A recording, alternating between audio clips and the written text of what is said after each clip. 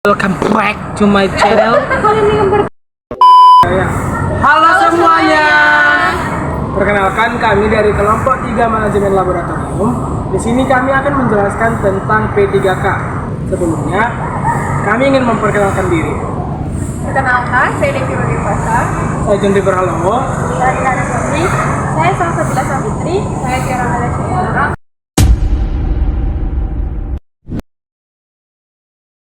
Syarat-syarat yang ada di dalam P3K, yang pertama ada betadin. Betadin ini berbentuk cair dan berwarna merah. Biasanya betadin ini berfungsi untuk ditetesi kepada luka-luka yang ringan. Yang kedua adalah fasa steril. Fasa steril ini berfungsi untuk menutupi luka bakar sebelum ditutupi oleh perban. Nah, fasa steril ini biasanya untuk mencegah luka bakar itu terjadi pembusukan. Yang ketiga adalah perban gulung. Perban gulung ini berfungsi untuk menutupi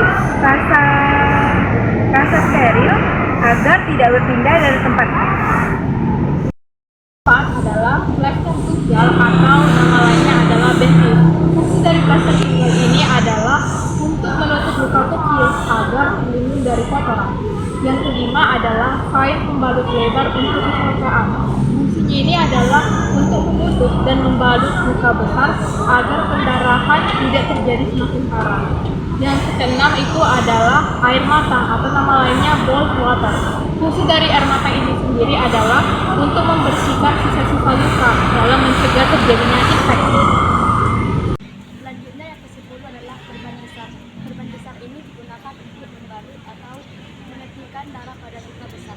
Yang ke-11 adalah gelas pencuci mata. Gelas pencuci mata ini digunakan untuk mencuci mata ketika zat kimia terkena kepada mata. Yang ke-12 adalah wangi-wangian. Wangi-wangian ini berfungsi untuk sebagai antiseptik. Nah, yang ke-7 itu adalah gunting besar dan gunting kecil. Fungsinya gunting ini tersebut untuk memotong perban jika ada praktikan yang membutuhkan perban untuk menutupi luka. Kemudian adalah pinset. Pinset ini berfungsi untuk mengambil kotoran-kotoran yang ada pada luka agar tidak terkontaminasi dengan tangan secara langsung. Kemudian itu adalah obat-obatan. Jika ada praktikan yang sedang melakukan praktikum mengalami pusing, mual-mual atau diare, obat-obatan ini perlu kita sediakan di laboratorium.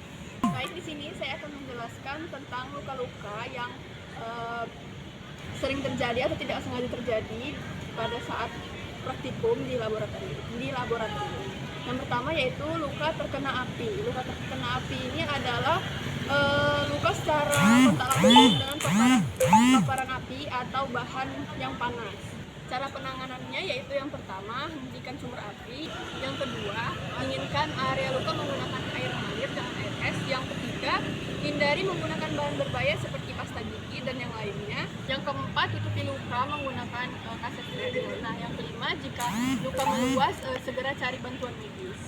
Kedua, luka terkena bahan kimia. Luka terkena bahan kimia ini yaitu cedera yang diakibatkan oleh paparan langsung dengan bahan kimia seperti asam, basa, atau bahan beracun lainnya.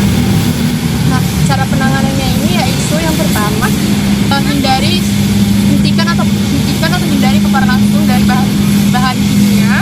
Yang kedua, bilas menggunakan air mengalir. Yang ketiga, hindari gesekan yang dapat memperparah luka. Yang keempat, setelah dibilas, bersihkan dengan kain bersih atau kasus steril. Yang kelima, jika lukanya meluas, segera hubungi tenaga medis. Yang ketiga adalah luka terkena pisau bedah.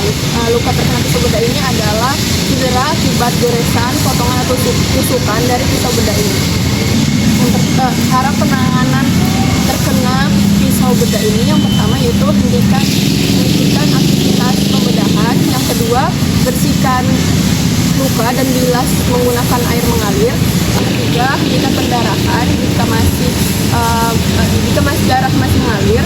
Yang keempat, tutup luka menggunakan kain kasa steril.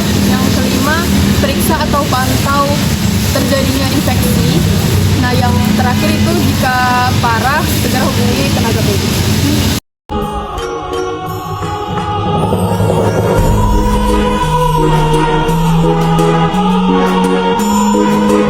Wassalamualaikum warahmatullahi wabarakatuh.